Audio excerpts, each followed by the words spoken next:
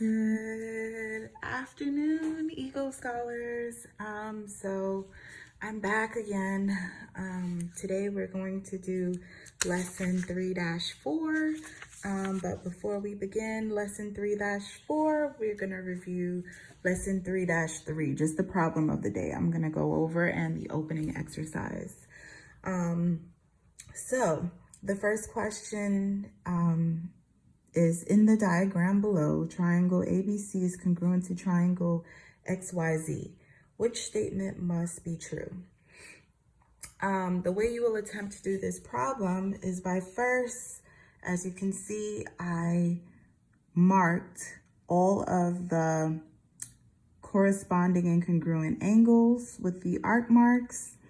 And we know that when triangles are congruent, all of the angles are corresponding and congruent, as well as all of the sides are corresponding and congruent.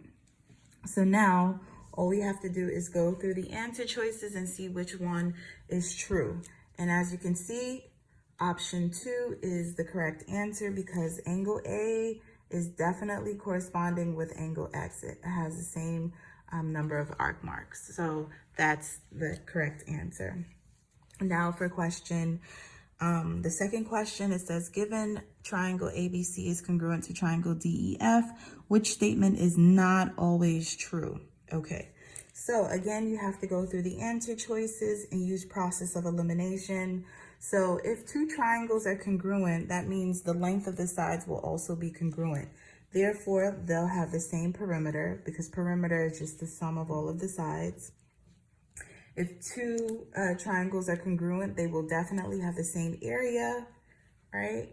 And angle D is congruent to angle A. It corresponds, all right? As you can see, it's in the same position in the congruency statement. So that will always be true. The only answer that is false is option number 1 because side BC, which is right here, does not correspond with DF.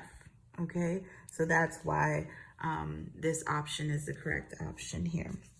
Now for the third question, it says in the diagram below, triangle ABC is congruent to triangle XYZ. All right, which two statements identify corresponding congruent parts for these triangles? Well, again, you use process of elimination to see which one is correct.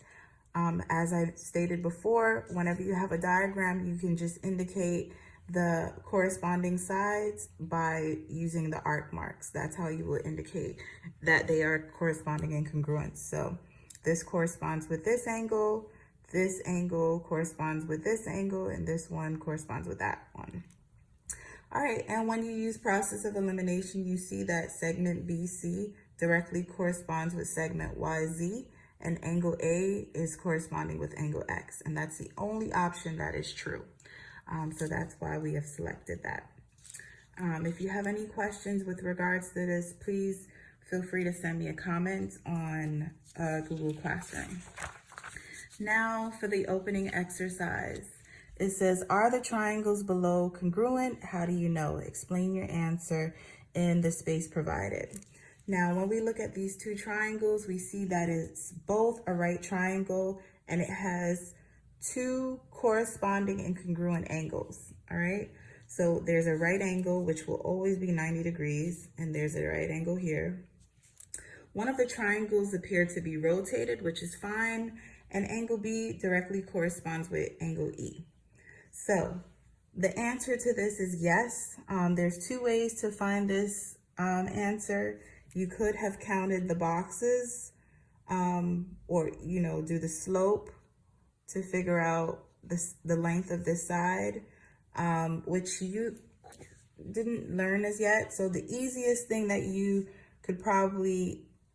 that you can answer this question is by saying yes because of the third angles theorem, which states that if we have two corresponding angles that are corresponding and congruent to two angles of another triangle, then this third angle will have to be also corresponding and congruent, making these two triangles congruent to each other. So that's pretty much what the third angles theorem. By third angles theorem, triangle ABC is congruent to triangle DEF. Okay? All right.